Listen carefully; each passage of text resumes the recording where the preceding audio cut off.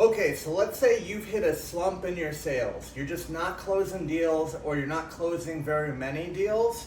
What I'm going to cover with you guys is exactly how to pinpoint specifically what's going wrong in your sales process. So if you've got a pen and a piece of paper, you're going to want to take some great notes. If you don't have one yet, pause this, grab a pen and a piece of paper, because what I'm going to show you right now can take you up to 30, 40, 50% closing rate. So number one, the first thing you have to understand is you cannot make a lot of money in sales unless you talk to a lot of people, okay? Now, I don't know what's happened over the last 10 years, but when I first started in sales, my target every day was to dial 150 people, 150.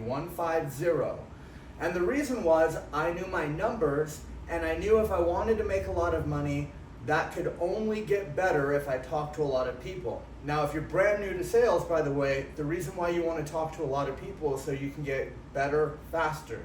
The longer it takes you to talk to a couple thousand people, the longer it's going to take for you to start making some real money. And if you're not really closing deals, you need to start with this number. How many people are you actually talking to? Now, the second number you need to look at is how many people you're actually pitching every day. Now, I want to be super clear here, because what a lot of times happens is salespeople think they asked for the money and they didn't. So a good example of a question that is not at all asking for the money is a salesperson presents the product and they say, "What do you think?" That's not a close. You could call that a trial close if you want, but it's not really a close. A close would be like, let's say I wanted my fiance to go to China. I wouldn't say, "Hey, what do you think about China?" It's not a close, right? I'd say, "Hey, I'm planning a trip for us to China. I was thinking we could leave either on August 4th, or there's actually a better flight we could get upgraded to first class for like $200 on August 17th. Which one do you want to do?"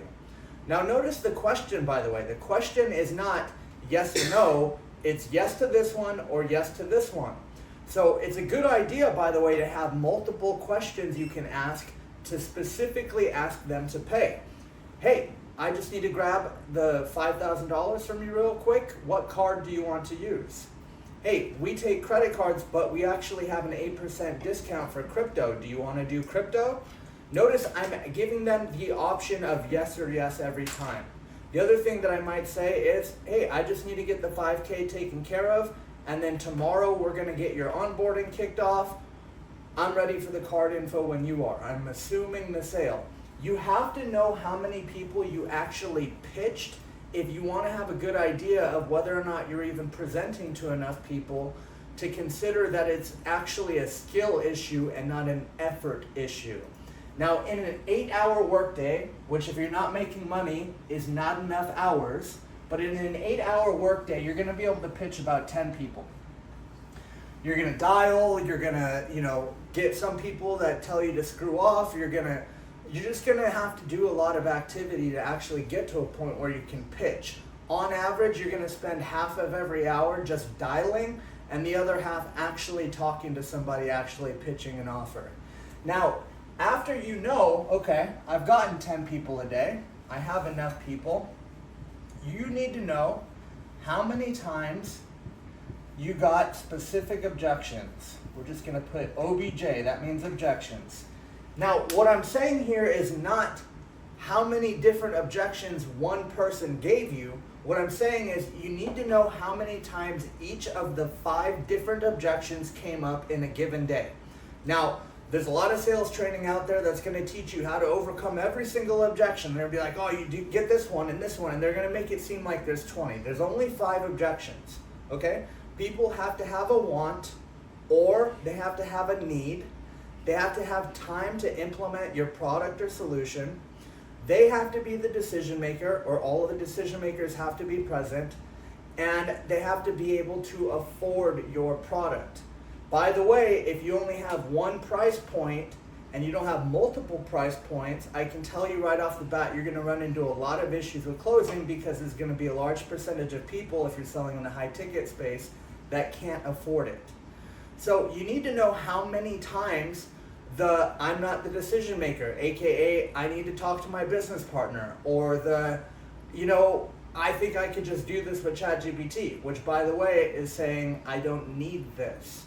So you might hear 10 different variations of those 5 different objections. It's just 5 though. Now, by the way, I did a video on this before. If you're getting objections after you ask for the money, you didn't do your job right in the first 10 minutes of the call, because you only need about 10 minutes to get rid of all of the objections before you even pitch the product. By the way, if you're talking to a lot of people and wasting a lot of time with people who can't afford your product, if you get the objections out of the way early on, you won't even be talking to those people past the 10-minute mark, because you'll know they can't afford it. So once you have that number, then you look at the last one, which everybody tries to look at first. How many people did you close? Now, in order to get 10 people to actually pitch, you're gonna have to talk to about 100 a day. Now, I should say you're gonna have to dial about 100 a day. So 100 dials a day gets you 10 people to pitch, gets you X number of objections, and X number of closes. So if I was talking to you in person, you're watching this on YouTube, but if I said to you, how many people did you call yesterday? Do you know that number? How many people did you pitch where you actually presented the product and clearly asked for the sale? Do you know that number? How many times did you get the decision maker objection? How many times did you get the time objection? How many times did you get this objection? The reason why most salespeople barely make any money isn't because it's that hard. Sales is one of the easiest things in the world. It's because most salespeople are extroverted optimists who are so excited to talk to people they forget to do their damn job. I'll give you a great example. I have a guy that's selling in a company I'm consulting with right now. They did an in-person event. I was there. I was talking to all the sales guys, and he's like, "Oh man, this guy's a for sure buyer. We should hook him up with this special dinner thing that you guys are doing, blah, blah, blah." And I said, "Okay, well, how much money is his company doing?" He's like, "Well, about 3 or 4 million." And I was like, "Did he tell you that because you asked him, or do you think he's doing 3 or 4 million?" He's like, "Well, he said like they did 200,000 last month, so like I think he did 3 or 4 million." And I'm like, "Okay, so you don't know?" He's like, "Well, I mean, I think, but no, I don't know." "Okay. How much does this guy have liquid? How much cash does he have on hand?" "Oh, I don't know." "Okay, well, you didn't do your job. Are you a professional greeter, or are you a salesperson? If you're a salesperson, you know how much money they're making, you know how much money they're keeping, and you know how much money they have. That's part of your job as a salesperson. Your job is to ask the questions that lead you from talking to, dialing 100 people, talking to 10, handling the objections, and closing the deals. So when you get here, you can say, okay, I got the decision maker 8 out of 10 times. Guess what? You know your problem. Or let's say you only did 20 dials. By the way, if you have a sales team and you're not looking at their dials, I would bet you money right now, you've got somebody on your team that's doing this and saying they're busy as hell. The average salesperson, according to data collected about 3 or 4 years ago, is dialing 90 minutes a day. That's not pitching 90 minutes a day, that's dialing 90 minutes a day. That's 20 dials. They get 3 people on the phone and they say they worked a whole day. Big problem. By the way, this is an effort problem. This is not a skill problem. Pitch. Out of here, let's say you pitched 4 out of 10 people you talk to.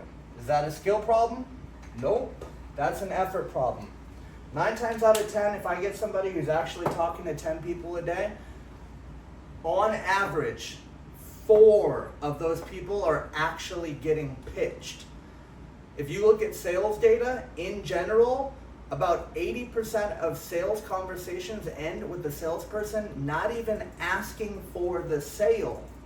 they're just professional friends. They just show up, oh, hi, good to meet you, it's so cool, like, heard you were driving motorcycles, amazing. Stupid. The point is to make money. And the way you make money is by solving problems.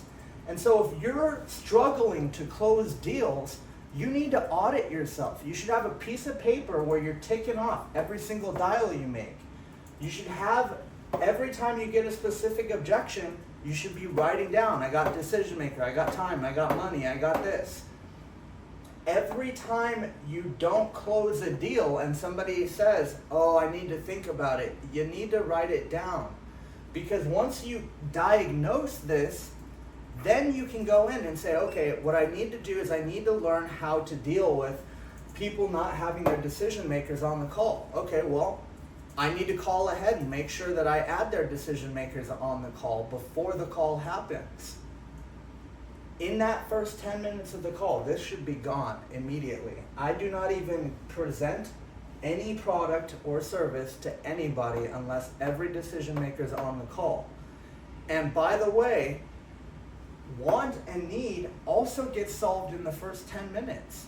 You find out what their problems are. Hey, what are you looking for? I'll see if I can help. And they just tell you, oh, I really need help with my marketing. I really need help with my sales team. I really need help losing this last 10 pounds. I really need help with blah, blah, blah. People will literally just tell you if you ask the right questions. So if you're struggling to close deals, you have to go through this process and you have to be honest with yourself. It's only gonna hurt you if you're not. Make sure you're checking your numbers every single day. I know when I'm talking to a badass salesperson, when I can ask them all of these questions and they know the numbers off the top of their head, I know they're making money because they're tracking what they're doing, because they're wanting to guarantee they're making money. Most salespeople play the lottery on their sales calls. They hope that they're going to be a winner that time. You can't be that way if you want to be a top performer in sales. And if you want to be a top performer in sales, make sure to click that subscribe button. I'll see you guys in the next video.